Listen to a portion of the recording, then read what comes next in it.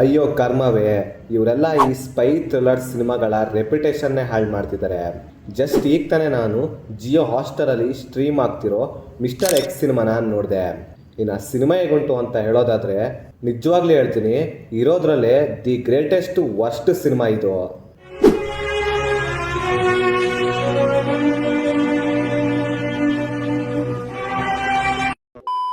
ಇನ್ನು ಇದರ ಸ್ಟೋರಿ ವಿಷಯಕ್ಕೆ ಬರೋದಾದರೆ ಇದರಲ್ಲೂ ಸಹ ಅಂಥ ಯೂನಿಕ್ ಸ್ಟೋರಿ ಏನು ನೋಡೋಕೆ ಸಿಗೋದಿಲ್ಲ. ಅದೇ ರೊಟೀನ್ ಸ್ಟೋರಿನೇ. ಇದರಲ್ಲಿ ನಮ್ಮ ಇಂಡಿಯಾದವರು ಒಂದು ನ್ಯೂಕ್ಲಿಯರ್ ಬಾಂಬ್ನ ತಯಾರು ಮಾಡಿರ್ತಾರೆ. ಅದೀಗ ಮಿಸ್ ಆಗಿರುತ್ತೆ. ಆ ನ್ಯೂಕ್ಲಿಯರ್ ಬಾಂಬ್ ಈಗ ಒಂದು ಕ್ರಿಮಿನಲ್ ನಟೋರಿಯಸ್ ಗ್ಯಾಂಗ್ಸ್ಟರ್ ಹತ್ರ ಹೋಗ್ಬಿಡುತ್ತೆ. ಸೊ ಈಗ ಆ ನ್ಯೂಕ್ಲಿಯರ್ ಬಾಂಬ್ನ ಮತ್ತೆ ಇಂಡಿಯಾಗೆ ತರಬೇಕಾಗಿರುತ್ತೆ. ಸೊ ಅದಕ್ಕೋಸ್ಕರ ನಮ್ಮ ಹೀರೋ ಆದಂಥ ಸ್ಪೈ ಆಗಿರೋ ಆರ್ಯ ಹಾಗೆ ಅವರ ಗ್ಯಾಂಗ್ನ ಈ ಆಪ್ರೇಷನ್ಗೆ ಯೂಸ್ ಮಾಡ್ಕೊತಾರೆ.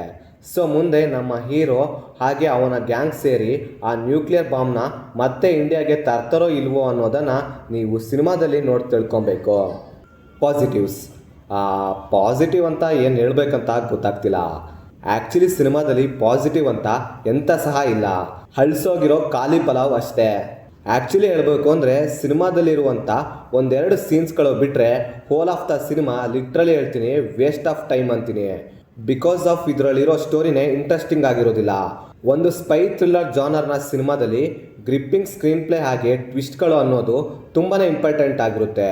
ಈ 2 ಎಲಿಮೆಂಟ್ಸ್ಗಳೇ ಆಡಿಯನ್ಸ್ನ ಹಿಡಿದಿಟ್ಕೊಳ್ಳೋದು. ಆದರೆ ಇದರಲ್ಲಿ ಆ ರೀತಿಯ ಸೀನ್ಸ್ಗಳು ಎಲ್ಲೂ ಕೂಡ ನೋಡೋಕೆ ಸಿಗೋದಿಲ್ಲ ಅನ್ನೋದಕ್ಕಿಂತ ಆ ರೀತಿ ಸೀನ್ಸ್ಗಳನ್ನು ಇವರು ಸಿನಿಮಾದಲ್ಲಿ ಬರ್ಕೊಂಡೇ ಇಲ್ಲ. ನಾನು ಈ ಸಿನಿಮಾನ ನೋಡೋಕೆ ಮೇಯ್ನ್ ರೀಸನ್ ಏನು ಅಂದರೆ ಆರ್ಯ ಹಾಗೆ ಈ ಸಿನಿಮಾದ ಡೈರೆಕ್ಟರ್ನ ಪ್ರೀವಿಯಸ್ ಸಿನಿಮಾಗಳು ನನಗೆ ತುಂಬ ಇಷ್ಟ ಆಗಿತ್ತು. ಸೊ ಅದೇ ಎಕ್ಸ್ಪೆಕ್ಟೇಷನ್ನ ಇಟ್ಕೊಂಡು ಸಿನಿಮಾ ನೋಡಿದೆ. ಆದರೆ ಸಿನಿಮಾ ಮಾತ್ರ ನನಗೆ ಹೆವಿ ಡಿಸಪಾಯಿಂಟ್ ಮಾಡ್ತು ಅಂತೀನಿ.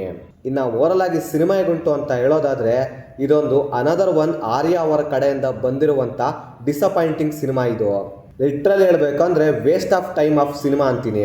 ಸೊ ನೀವೇನಾದರೂ ಈ ಸಿನಿಮಾನ ನೋಡ್ಬೇಕು ಅನ್ಕೊಂಡಿದ್ರೆ ಆ ಮೈಂಡ್ ಸೆಟ್ಟಿಂದ ಕ್ವಿಕ್ ಮಾಡಿಬಿಡಿ. ಸಿನಿಮಾ ಚೂರು ಕೂಡ ಕನೆಕ್ಟ್ ಆಗೋದಿಲ್ಲ, ಫುಲ್ ಡಿಸಪಾಯಿಂಟ್ ಮಾಡುತ್ತೆ.